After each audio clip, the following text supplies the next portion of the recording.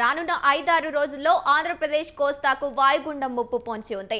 అలాగే ఈ నెల 22 నుంచి 24వ తేదీ వరకు రాష్ట్ర వ్యాప్తంగా అనేక చోట్ల భారీ వర్షాలు కురిసే అవకాశం ఉందని వాతావరణ శాఖ తెలిపింది.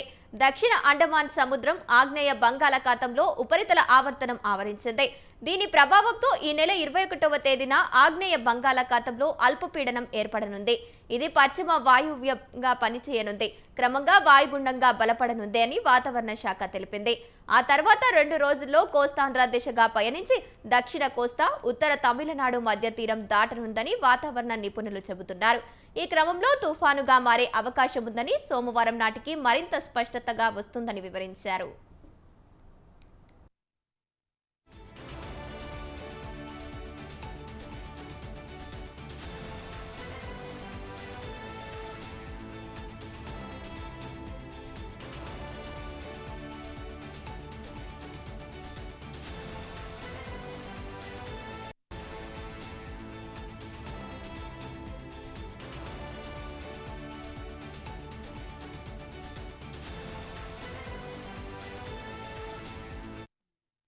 దీని ప్రభావంతో ఈ నెల 22 నుంచి 24 వరకు రాష్ట్ర వ్యాప్తంగా అనేక చోట్ల వర్షాలు కురుస్తాయని, పలు జిల్లాల్లో భారీ నుంచి అతి భారీ వర్షాలు పడతాయని ఐఎండీ తెలిపింది.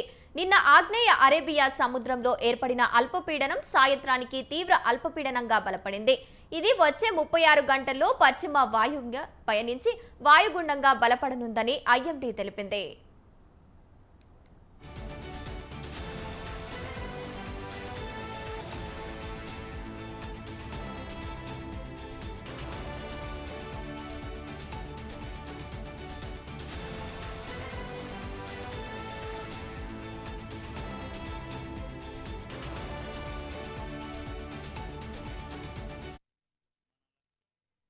వీస్తున్న తూర్పు గాలుల ప్రభావంతో రాష్ట్ర వ్యాప్తంగా పలు చోట్ల పిడుగులు, ఉరుములతో వర్షాలు కురిశాయి. నెల్లూరు జిల్లా వ్యాప్తంగా భారీ వర్షం పడటంతో రోడ్లన్నీ జలమయమయ్యాయి. రానున్న 24 గంటల్లో రాష్ట్ర వ్యాప్తంగా పలు చోట్ల వర్షాలు, 1-2 చోట్ల భారీ వర్షాలు కురిసే అవకాశం ఉందని ఐఎండీ తెలిపింది.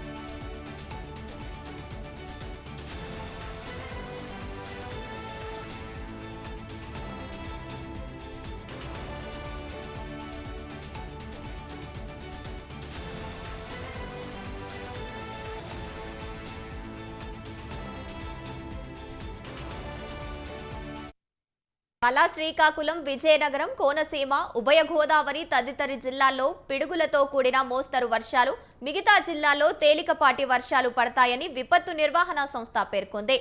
భారీ వర్షాలు కురిసే అవకాశం ఉన్న నేపథ్యంలో రైతులు తగిన జాగ్రత్తలు తీసుకోవాలని సూచించింది.